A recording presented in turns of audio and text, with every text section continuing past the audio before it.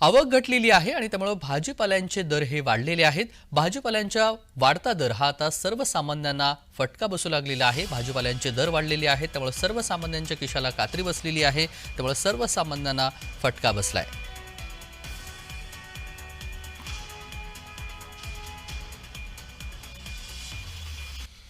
दरम्यान आजच्या पालेभाज्यांचे दर काय आहेत ते आपण जाणून घेऊयात।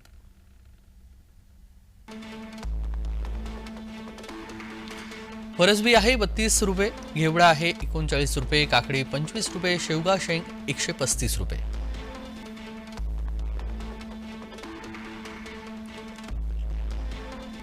वाटाणा आहे 75 रुपये, फ्लॉवर आहे 17 रुपये, गाजर 58, गवार 57।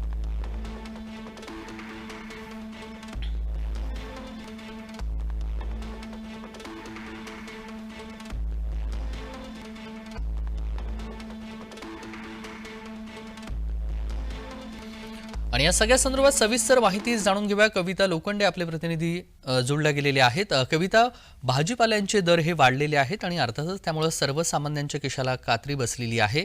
काय सविस्तर तपशील आहेत आपल्याकडे? नक्कीच त्याच्याच एपीएमसी भाजीपाला मार्केटमध्ये भाज्यांचे दर जे आहेत ते वाढलेले आपल्याला पाहायला मिळत आहेत।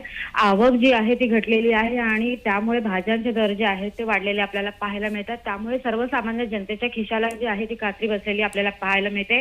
प्रामुख्याने शेवग्याची शेंग व मुळ्याची भाजी याचे दर जे आहेत ते आपल्याला चढत असलेले पाहायला मिळतात।